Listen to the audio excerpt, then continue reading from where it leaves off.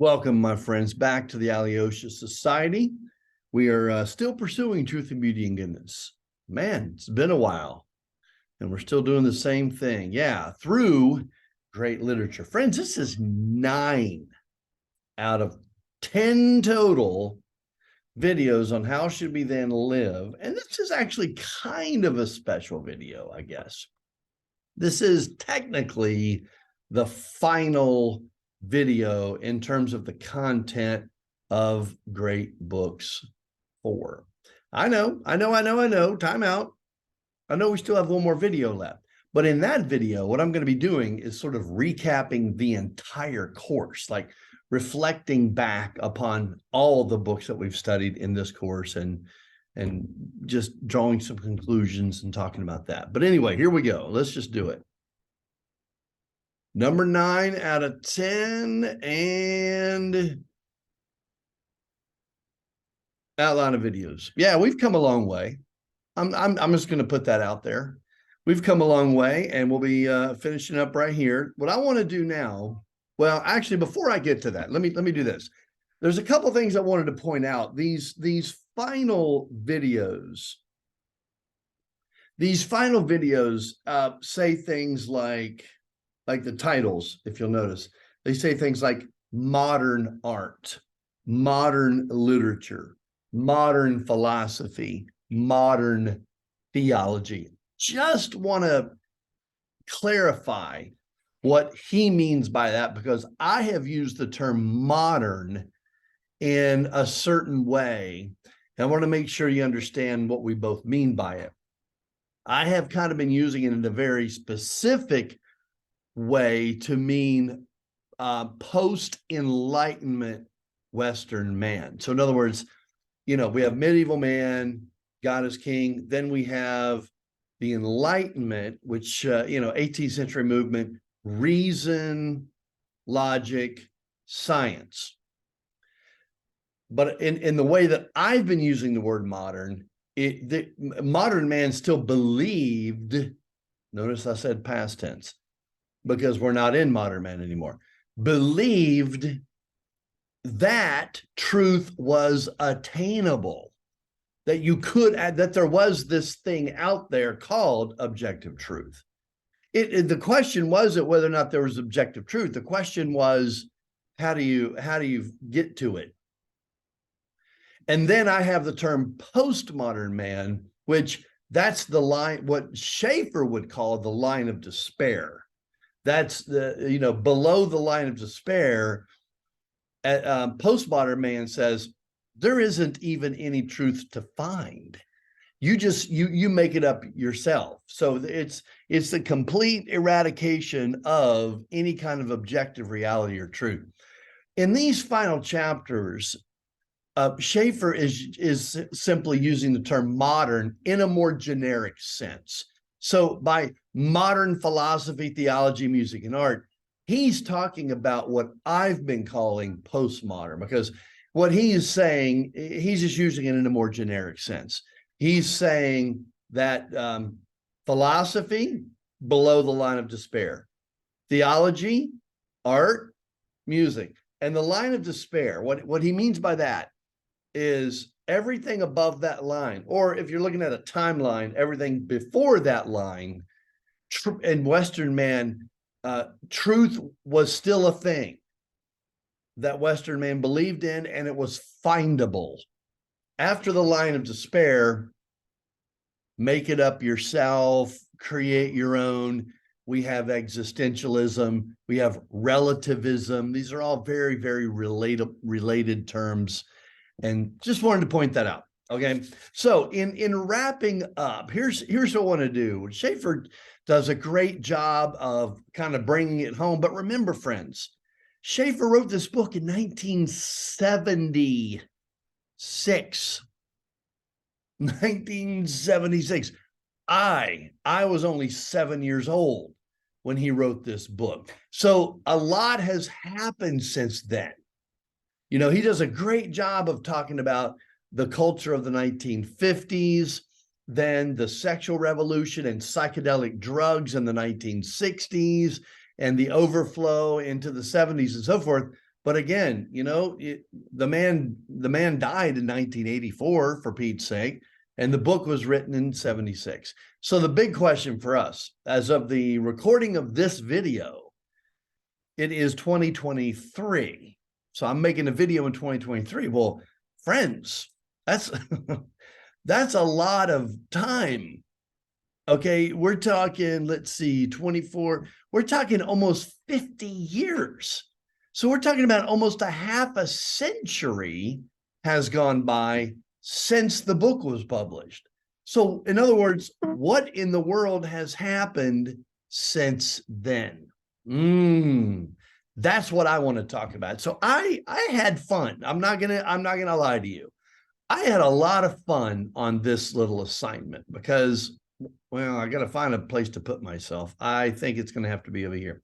So what I did was I said to myself, from 1980 until today, what are the key shifts in our culture? What are the most important sort of major changes, alterations, movements, whatever the case may be, that have shaped our culture as in terms of why it is the way it is now, as opposed to 1980, which is, roughly the time period that Schaeffer's talking about. So in other words, if Schaeffer were still alive, he would be dealing with these issues, but he's not. So I'm going to bring them up. I believe that these issues are a result, and I believe that they are thoroughly predictable based on what Schaeffer says in his book. Schaeffer lays out the whole history, more than 2,000 years of dominoes falling one after another. And he gets us up to 1976. And the ideas that he had and the rationale behind it makes, in fact, some of the things Schaeffer did predict. And others like him who agreed with him predicted, well, that this and this and this are coming, right? Well, they were right. What are some of those things? Well, let me start. The first thing that just jumped right into my mind was polarization in politics. So let me explain what I mean by that. When I was growing up, my family was not a political family in terms of, running for office and that kind of thing. But we were a very political family in that politics was important. We paid attention to it.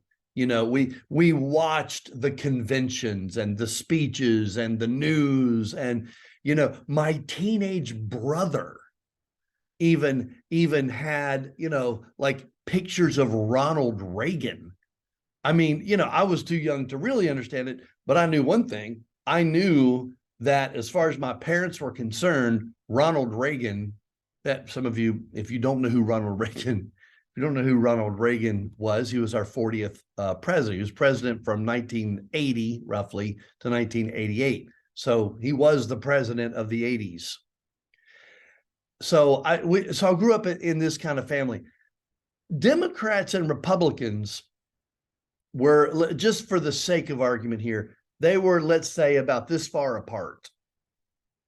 And even though they disagree with each other, and yes, they still called each other names, and they had very rigorous debates, they still respected one another.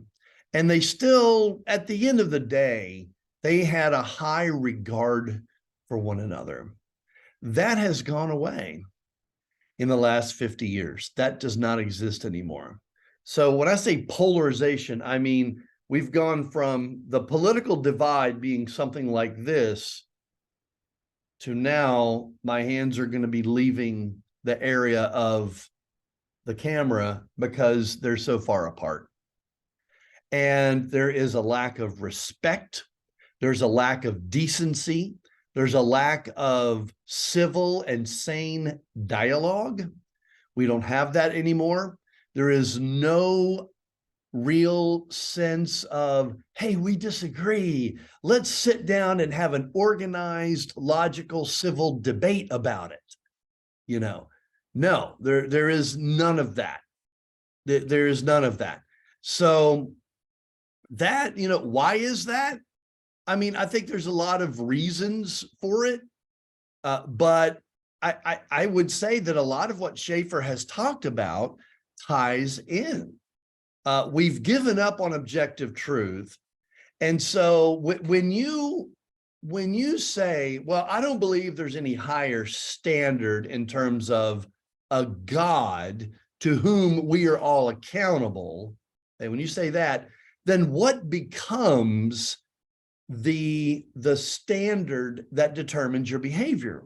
Well, I believe that eventually it degenerates into might makes right. It degenerates into whoever has the most power, whoever has the most money, whoever has the most muscle, you have the ability to destroy your opponent so that your ideas and your agenda can be the one that we have moving forward. And I believe that's exactly what has happened. Back in the 1970s and 80s and 90s, there was still, I know it was going away, and then postmodern man was definitely alive and well, but there was still, I think, this Christian base to our thinking, even though it was eroding and crumbling and falling apart, that politicians had a kind of very respectable decency about themselves.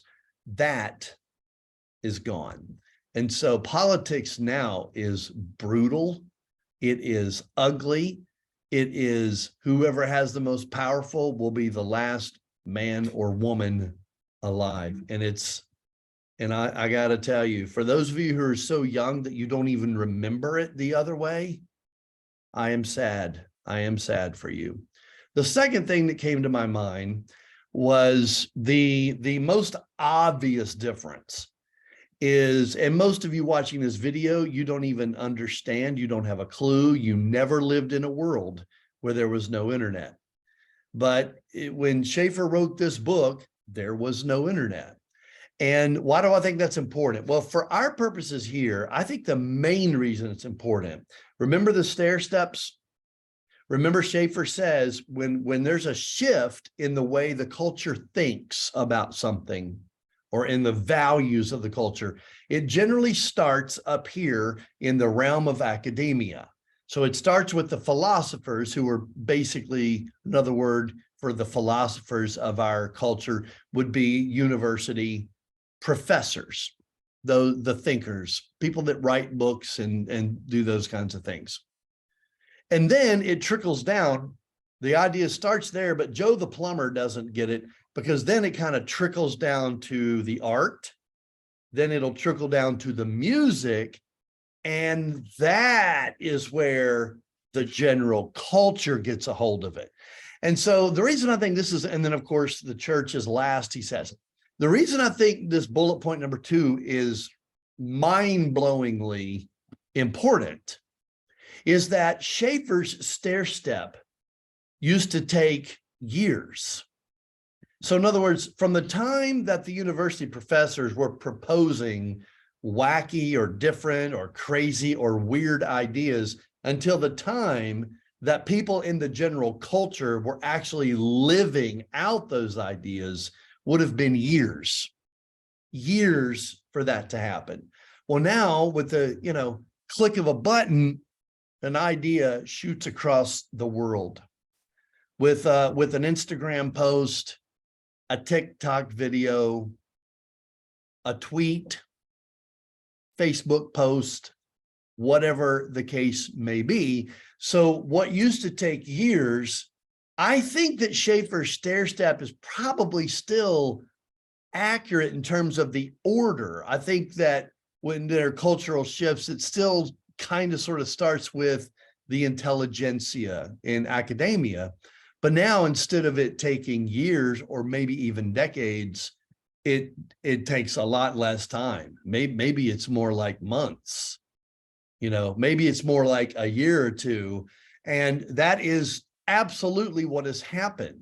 So things like, for example, our ideas on gender and male and female relationships, marriage, and the roles of husband and wife in marriage, LGBTQ issues, they have changed more rapidly, and there's been a faster shift than there has ever been in history.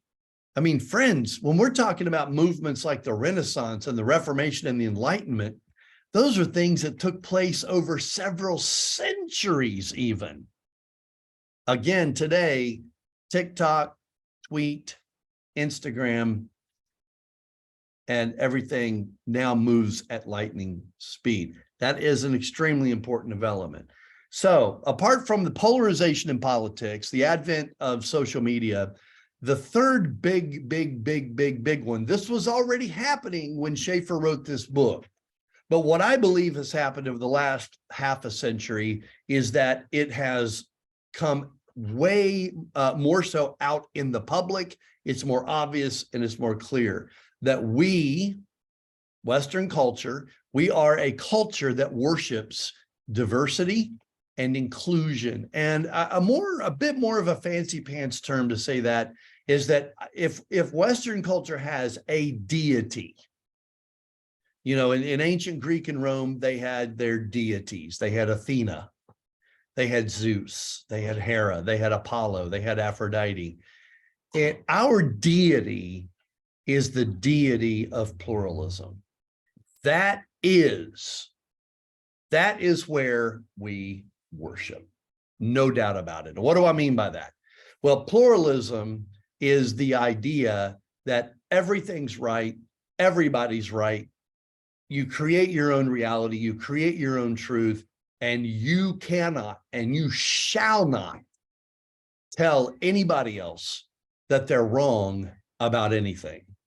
That would be the highest and greatest violation of this deity. Plural means many. Ism means it's a religion. So it's like manyism.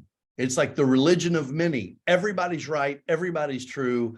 And so when you have a faith like Christianity, which is exclusive by nature, the Christian faith then becomes sort of like the most horrible, heinous, terrible, unpardonable sin when your deity is pluralism. Number 4, that goes along with a concept called intersectionality. Intersectionality may be a new term for you, maybe not. Intersectionality is the way our culture thinks today. Again, it's in the DNA. It's in the air we breathe, so to speak. So much so that if people don't even think about it, well, of course we think that way. It has as its root a Marxist ideology. Some people use the term identity politics. You may have heard that expression, identity politics. And what that means, when you put all these together, it looks something like this. That the most defining characteristic of our culture is oppressor, oppressed. Is that you are one or the other. There's not some in between. No. That is the, now, are there oppressors and oppressed people in our culture? Of course there are. So we're not saying those things don't exist. Intersectionality and identity politics and this whole sort of 21st century implementation of Marxism says that that is the defining factor of who we are as a culture. So intersectionality goes something like this. Intersecting, what is it that's intersecting? Well, as a middle class white male, I have 0 intersectionality points. If you want to do it like a ball game, okay, like a football game, I have 0 points because as a white middle class male who happens to be heterosexual, I am at the top of the list of what you would call the oppressor category. I have the highest oppressor points. Who are the oppressed? Well, everything I'm not, for example. So someone who maybe is poor, non-white, so we'll say black for the purposes of argument here, but it could be Hispanic.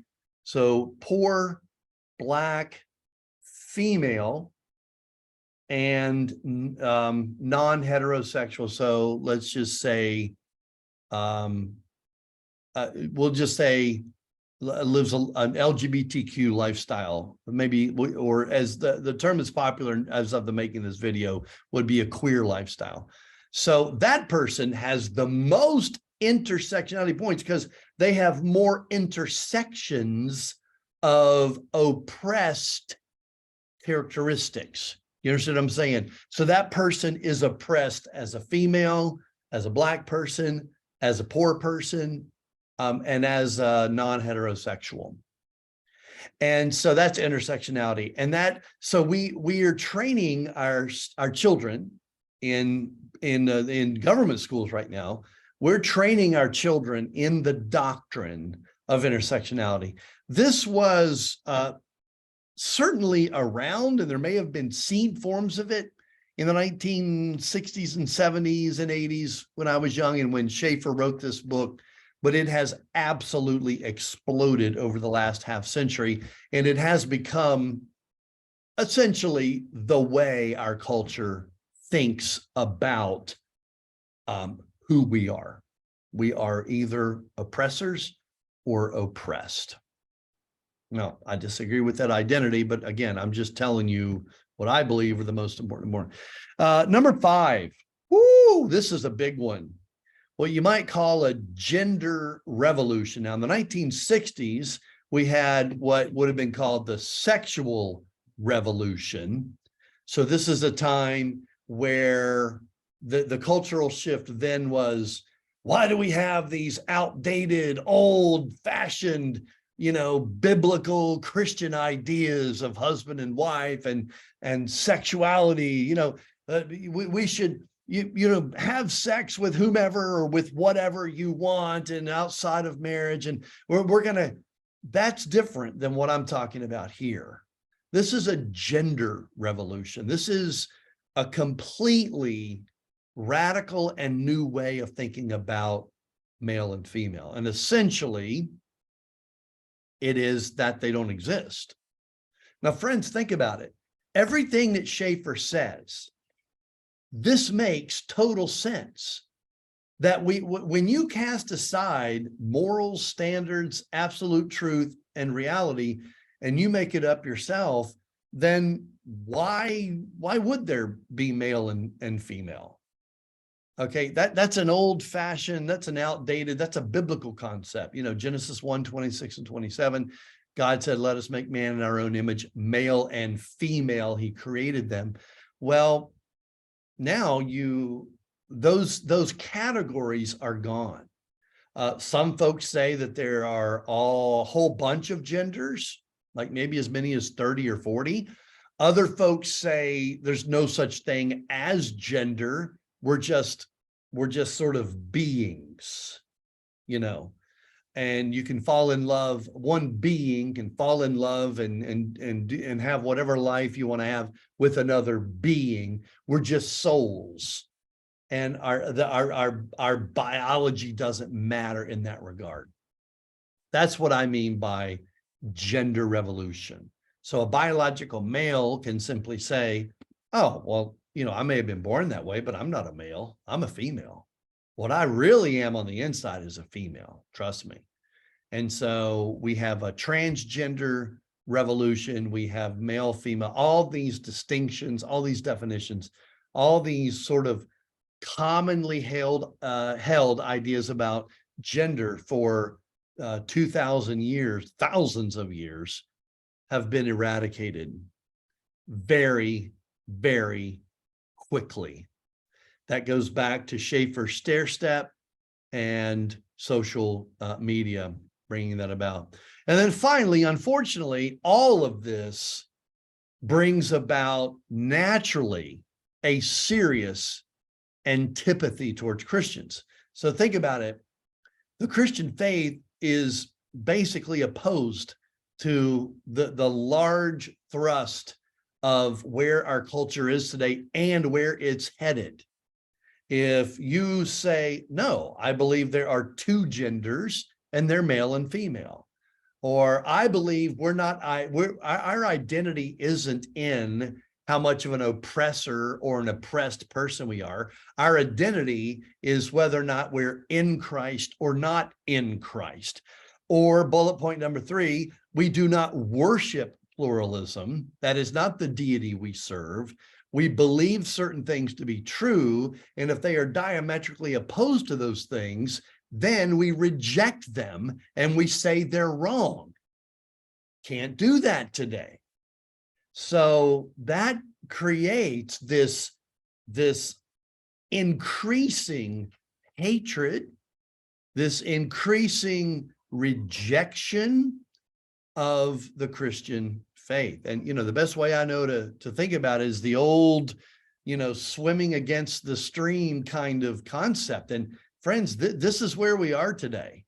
If you are a believer, if you're a Christian, you are that little goldfish in the middle there. And there's a lot of little, medium, and large fish swimming against the way you're swimming. They are all going in one direction. And interestingly, the Christian faith now is perhaps the most, sort of cross-cultural or anti-cultural movement. I mean, you can't really get any more anti-cultural or cross-cultural, I guess, is where I'm looking for, than the Christian faith, because, the culture is they are all swimming in this one direction. And that one direction is all of this.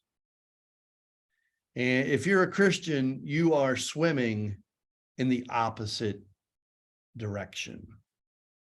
And that's just a warning. And I believe that that's part of what Schaeffer is doing here, is even though he finished, in 1976, he could see very clearly that this is not going to have a good ending if you're going to remain faithful to Christ. It can't.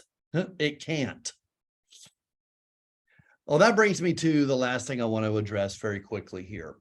We live in this world, and I've done all I know to do to paint the most accurate picture of this world, this postmodern, crazy world we're living in. The question then comes up, how do we appeal to this culture? It's hostile to the Christian faith. It's generally opposed to just about everything that we're in favor of. What are the things that this culture likes that Christians might be able to capitalize on or use in trying to communicate with and love this culture and bring them to the truth? Well, one of the most important buzzwords, I believe, in this culture is authenticity. And rightfully so, people in our culture are sick and tired of hypocrisy. They're sick and tired of Christians who say one thing and live something else. They've been seeing it for decades and even centuries. They're sick of it. And this is one of the reasons that a whole lot of people are either leaving the church or not even getting involved with it in the first place, because all they see is that is just a community of self-righteous, self-absorbed, hypocritical, ignorant, homophobic, Islamophobic, misogynistic people. They're looking for authenticity. Now, how do we do that? Okay, being authentic just means being real. It means being honest. It means be true to yourself. It means tell the truth. It means if you're struggling with something, you don't hide it. It means being transparent. It means being willing to say, I messed up, I made a mistake, I am sorry. How can I? Stand your ground, know the truth, and live it. But don't act like you're something you're not. Don't say you're something you're not, and be authentic. This culture wants authenticity. And along with that, I believe what this culture it really yearns for, and these are not bad things at all, guys. These are actually really good things. This culture craves not who can win the argument, not who has the most logical, appealing, rhetorical skills, blah, blah, blah. They want relationships. They want lasting relationships. They want relationships that are based on trust, truth, genuine compassion, and real love. Because see, the culture doesn't know fully and completely what 1 Corinthians 13 agape love really looks like. We have an opportunity to come alongside and love them, get to know them, listen. And then when you're done listening, listen some more. You have 2 ears and 1 mouth. That means that we were probably meant to listen at least twice as much as we're meant to talk. Shut your yapper and listen and build relationships with people. When you then have that trust, then there can be an opening to share the truth that this whole postmodern fiasco is a lie. Thirdly, narratives. What do I mean by that? Well, there have been times in Western history where the prevailing communication, perhaps, let's say, in persuading people would have been, say, an essay or a logical argument, something like that. Maybe a speech. Okay. That is not what's appealing to our current culture. They like stories. And you know what? Once again, that's not a bad thing. I believe that we, by and large, the church we've lost the narrative. We've lost the ability to not only shape the narrative, live the narrative, but tell the narrative of the gospel. We were created in a good world as good people. We blew it. God graciously provided a savior for us, a way that we could enter back into the garden that God originally made for us and spend eternity with him in an intimate union that the Bible calls the marriage supper of the Lamb. The Bible tells a beautiful narrative, and we can use narratives. And this is one of the reasons I teach literature, because I believe it's a good door, an opening to share the gospel with people. The gospel is all over works of literature. It really is. You can use books like the Odyssey and the Iliad and it's there. Use these narratives as a gateway to share the truth.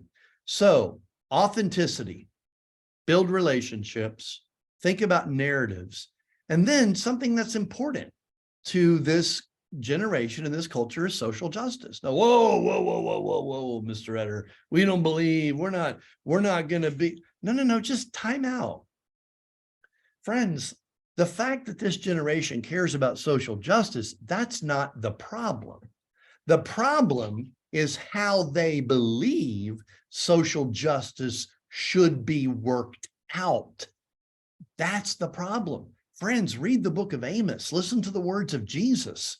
Read the book of Philemon. I mean, social justice is all over the Bible. And for some reason, we believers, we Christians have gotten the reputation of being the anti-social justice people.